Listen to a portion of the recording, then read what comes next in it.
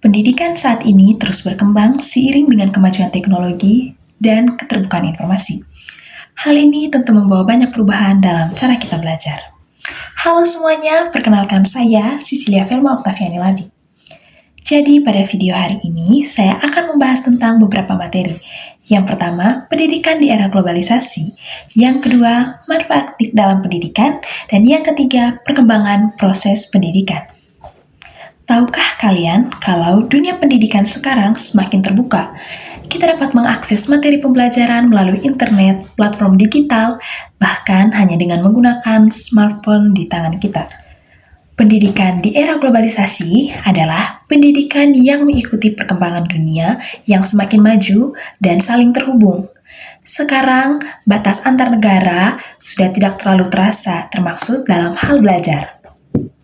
Kalau dulu media belajar hanya bersumber dari buku dan guru di kelas, sekarang kita bisa belajar melalui internet, jurnal, bahkan buku-buku yang bisa diakses secara online.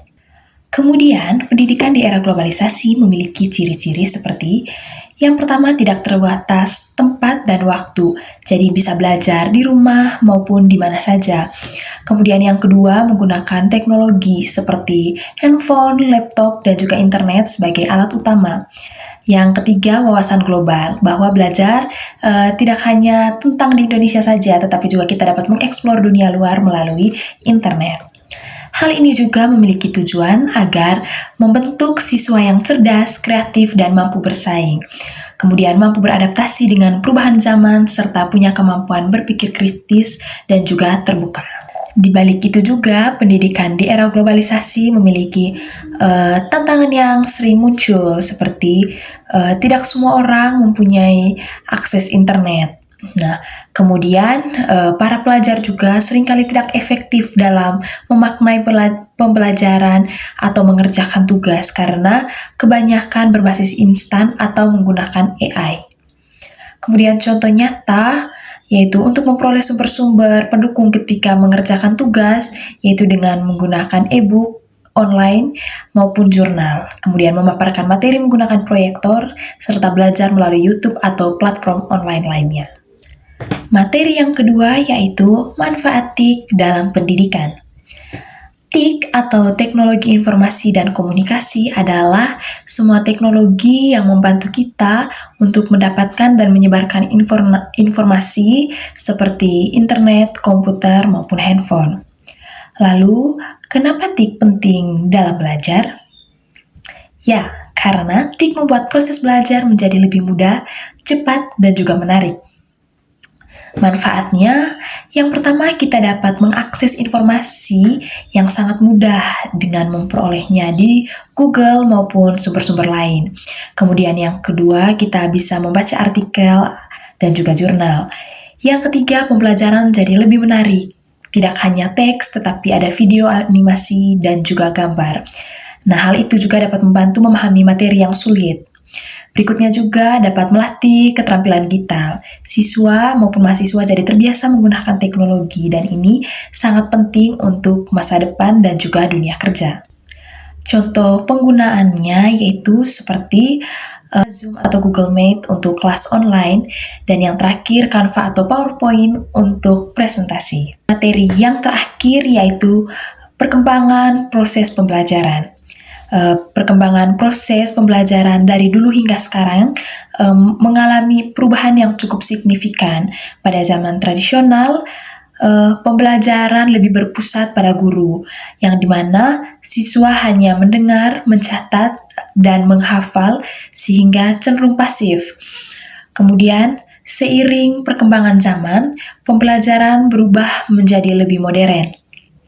Siswa mulai dilibatkan secara aktif melalui diskusi seperti tanya jawab dan kerja kelompok. Sementara guru berperan sebagai pembimbing, yang fokus pembelajaran juga bergeser dari hafalan menjadi ke pemahaman. Seiring kemajuan teknologi juga kemudian melahirkan pembelajaran yang berbasis digital, di mana proses belajar dapat dilakukan melalui internet, baik gabungan secara online maupun dengan tatap muka. Hal ini membuat pembelajaran menjadi lebih fleksibel dan juga lebih menarik dalam pembelajaran. Kemudian pada abad ke-21, siswa kembali dituntut untuk memiliki keterampilan penting seperti berpikir kritis, kreatif, serta mampu berkomunikasi dan bekerja sama. Secara umum, perubahan yang terjadi sudah menunjukkan pergeseran pembelajaran yang pasif menjadi aktif, dari hafalan menjadi pemahaman, serta dari cara belajar konvensional ke digital. Kemudian contoh pembelajaran yang sekarang, yang pertama itu diskusi kelompok di kelas. Jadi siswa dibagi dalam beberapa kelompok untuk membahas suatu materi atau masalah. Kemudian dalam diskusi juga setiap anggota bisa menyampaikan pendapat dan memberi solusi bersama. Nah, dengan hal ini juga dapat melatih kemampuan berpikir secara kritis dan juga mampu bekerja sama dengan baik. Kemudian membuat proyek, misalnya video atau karya. Siswa tidak hanya mengerjakan soal, tetapi juga membuat karya seperti video, poster, atau laporan-laporan proyek. Kemudian melalui kegiatan ini, siswa bisa lebih kreatif dan memahami materi secara lebih mendalam karena langsung mempraktikannya. Dan yang terakhir, mempresentasi hasil kerja setelah berdiskusi atau mengerjakan tugas. Maka siswa diminta untuk mempresentasikan hasilnya di depan kelas. Nah, kegiatan ini dapat melatih kepercayaan diri dan kemampuan berbicara, dan juga cara menyampaikan ide dan gagasan dengan jelas. Oke, itu saja materi dari saya pada hari ini. Terima kasih.